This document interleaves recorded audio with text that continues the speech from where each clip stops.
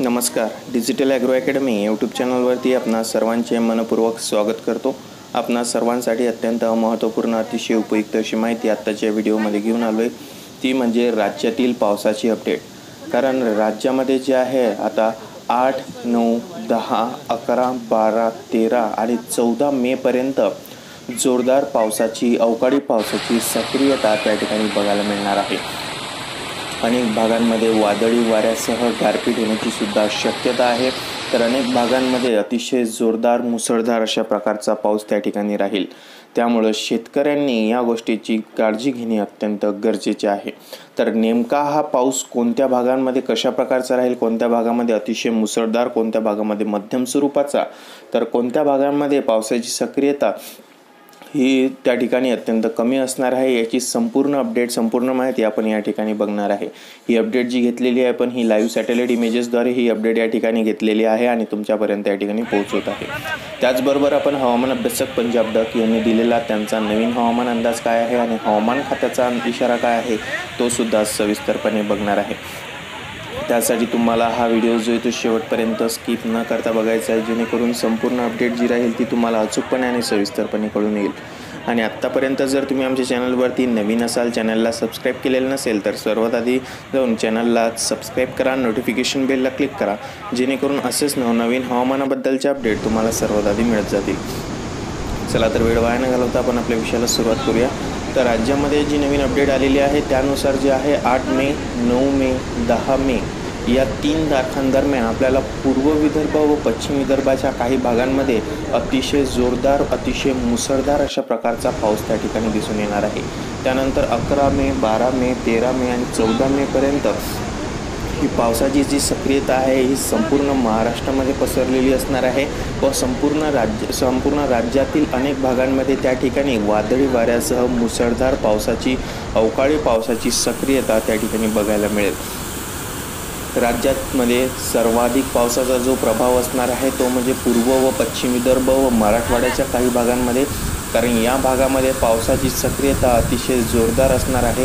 वादळी वाऱ्यासह गारपीट होण्याची सुद्धा अनेक भागांमध्ये शक्यता त्या ठिकाणी वर्तवण्यात आलेली आहे.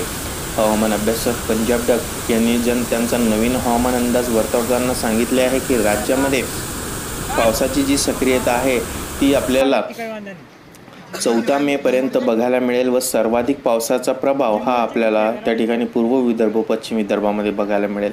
10 तारखेपर्यंत 10 मेपर्यंत त्या ठिकाणी पूर्व व पश्चिम विदर्भामध्ये, त्यानंतर 11 ते 14 मे दरम्यान आपल्याला पश्चिम विदर्भ, पूर्व विदर्भ, मराठवाडा, पश्चिम महाराष्ट्र, उत्तर महाराष्ट्र, त्यानंतर मध्य महाराष्ट्र या भागामध्ये देखील पावसाची सक्रियता बघायला मिळणार आहे.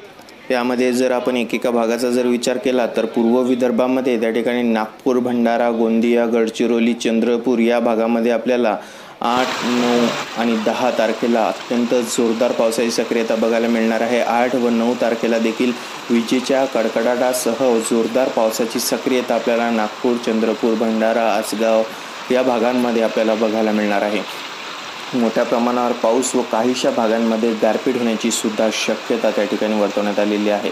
त्यानंतरचा जो भाग आहे तो म्हणजे पश्चिम विदर्भाचा. पश्चिम विदर्भामध्ये देखील आपल्याला पश्चिम विदर्भामध्ये पावसाची जी सुरुवात आहे त्याच्यामध्ये अकोला, बुलढाणा, वाशिम, यवतमाळ, अमरावती, अचलपूर, जळगाव, जामोद, संग्रामपूर, तेलारा, शेगाव, खामगाव, नांदुरा या भागामध्ये पावसाची जी सुरुवात आहे आपल्याला 9 ते 10 तारखेच्या दरम्यान बघायला मिळणार आहे. 10, 11, 12 या 3 दिवसांमध्ये आपल्याला पश्चिम विदर्भामध्ये जोरदार अशा प्रकारचा पाऊस त्या ठिकाणी बघायला मिळेल. जोरदार पावसाची सक्रियता त्या ठिकाणी असणार आहे. गारपिटीची सुद्धा शक्यता वर्तवण्यात येते. मराठवाड्यामध्ये हिंगोली, परभणी, नांदेडचा जो भाग आहे या भागामध्ये आपल्याला 11, 12 तारखेदरम्यान मोठ्या पावसाची सक्रियता वर्तवण्यात आलेली आहे. त्यानंतर लातूर, धाराशिव, बीड, जालना, धाराशिव, छत्रपती संभाजीनगर या परिसरामध्ये आपल्याला 12, 13, 14 तारखांदरम्यान या दरम्यान आपल्याला पावसाची मोठी सक्रियता त्या ठिकाणी बघायला मिळेल. 11 तारखेपासूनच वातावरणामध्ये बदल घडताना दिसून येईल. ढगाळ वातावरण सक्रिय राहील व 14 तारखेपर्यंत मोठ्या पावसाची शक्यता आहे. मध्य महाराष्ट्रामध्ये सातारा, सांगली, सोलापूर, कोल्हापूर, पंढरपूर हा जो भाग आहे या भागामध्ये देखील आपल्याला 12 ते 14 मे दरम्यान वातावरणामध्ये बदल होऊन अनेक भागांमध्ये त्या ठिकाणी मुसळधार पावसाची सक्रियता दिसून येईल. कोकणामध्ये रत्नागिरी, सिंधुदुर्ग, सावंतवाडी, दापोली, रायगड हा जो परिसर आहे या परिसरामध्ये आपल्याला 11 तारखेपासून ढगाळ वातावरण त्या ठिकाणी असेल. 10 तारखे काही भागांमध्ये 10 तारखेच्या रात्रीपासूनच वातावरणामध्ये बदल घडताना दिसून येतील व त्याच्यानंतर 13 व 14 तारखेला अनेक भागांमध्ये मध्यम स्वरूपाचा पाऊस त्या ठिकाणी राहील. पश्चिम महाराष्ट्रामध्ये पुणे व नगरच्या भागामध्ये देखील आपल्याला पावसाची मोठी सक्रियता बघायला मिळेल. त्याच्यानंतर मुंबई, ठाणे, पालघर परिसरामध्ये देखील वातावरणामध्ये त्या ठिकाणी बदल घडून येईल. तापमानात घट होईल व काहीशा भागांमध्ये पावसाची सक्रियता वर्तवण्यात येत आहे.